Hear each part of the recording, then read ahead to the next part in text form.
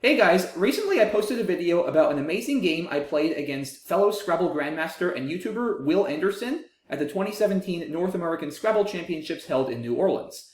It was a really notable game and a really notable event for both Will and myself, as Will ended up winning the title, becoming the 2017 North American Scrabble Champion, and I took second place, finishing as the runner-up right behind Will. However, these were not the only notable things that happened during that event. In round 3 of that same tournament, something so absurd happened that it caused pretty much everybody who heard about it to immediately start rolling on the floor laughing. And it happened during a game played between top expert Josh Sokol, who of course would go on to win the championship himself several years later in 2023, as well as fellow expert Leesa Berahovich. And this is the game I'll be going over in today's video. The first few turns of the game were actually fairly uneventful. Leesa started with Oculi for 16 points, clearing out some clunky tiles, and with this rack, Josh doesn't have any great options. He plays Cuke from the C for 20, holding his S for Cukes, which looks like a pretty good play.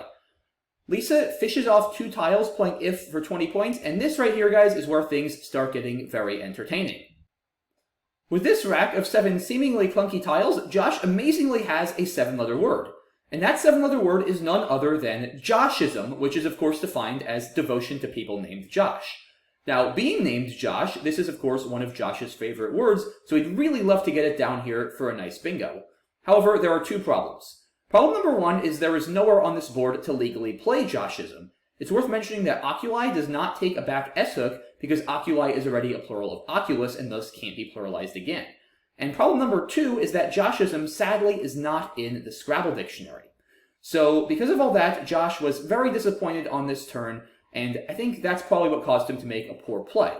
Josh played Mose for 29 points with Cukes, which is not a great play because he'd really love to get rid of his clunky J here. A play like Shoujo for 30 to the O in Oculi would have been considerably better, as it scores 1 more point and keeps the M instead of the J, which is a much more flexible tile. However, his best play by a good margin would have been to play Jisms and Cukes for 55 points. Now, this play does get rid of both of his S's, which is not ideal, but 55 points is more than enough to justify that. So definitely a weak play here on Josh's part of Mose, but again, completely understandable that he would have been pretty dejected about having this amazing word of Joshism on his rack, and like I said, because he couldn't play it and because it's not actually in the dictionary, not being able to get it down. In any case, after Josh's play of Mose, Leesa had some more glop on her rack and got rid of her glop by playing glop for 19 points through the L in Oculi. And Josh, of course, still had the J to deal with on his next turn, but found a nice play to get rid of it, namely Goji for 22 points, keeping the very well-balanced EILS sleeve, which should often enable him to play a bingo on his next turn. With these 6 tiles, Leesa finds a very nice play of Dirham for 42 points, reaching the triple and clearing out her rack. However, the drawback of this play is it does give Josh several nice tiles to work with for 8-letter bingos, and he capitalizes nicely on his next turn, finding his only playable bingo of saliency through the A for 80 points. Leesa draws a troublesome V, but finds a really nice play to get rid of it and score some points, namely Vimen through the M in Mose for 36. Josh also draws a V and doesn't really like his rack, so makes a smart play here, electing to turn over as many tiles as possible, playing Bravoed through the E, scoring 26 points and keeping just a T.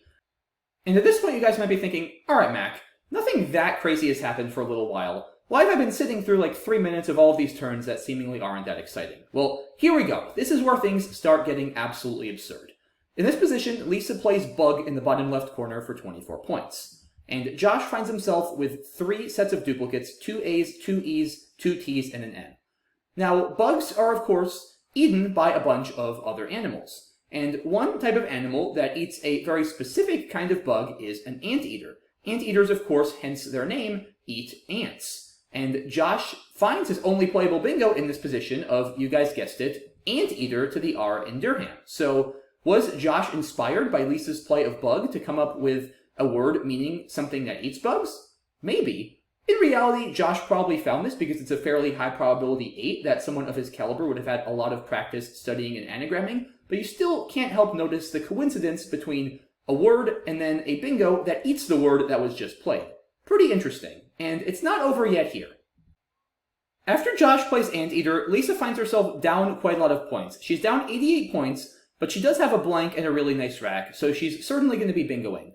What she'd of course love to do is play a triple-triple through the A in Anteater, getting herself well over 100 points. Unfortunately, that's not possible here because she has one too many vowels. She has a number of bingos playable here, most of which score around 70 points.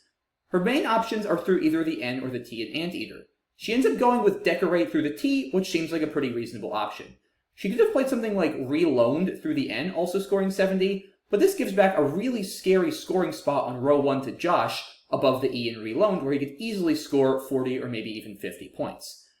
True, decorate does leave the A open for potential triples, but it's not that likely Josh is actually going to have an 8-letter word with the A specifically in the 5th spot, and being that the A in anteater is already on the double letter score, it's not that easy for Josh to score a huge number of points if he doesn't actually have a triple. So let's see, how did this end for Leesa? After Leesa bingoed with decorate, Josh drew the other blank, and he had the rack, as you guys can see, of AEERTT blank. So I want you guys here to pause the video, take a few seconds, and see if you can figure out what did Josh Sokol play on his turn in this position.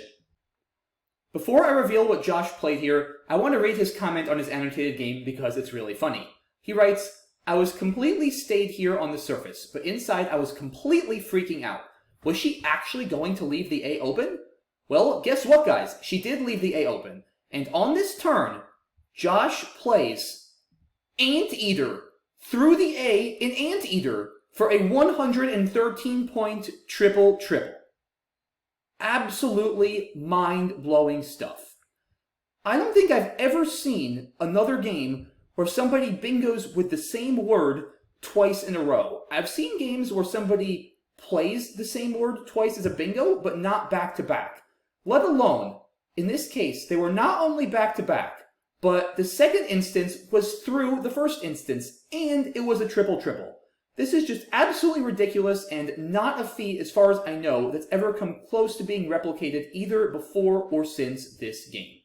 And I think possibly the funniest part of this is Leesa's reaction. As Josh writes in his comment, all Leesa could think of to say was, "I'm getting attacked by anteaters."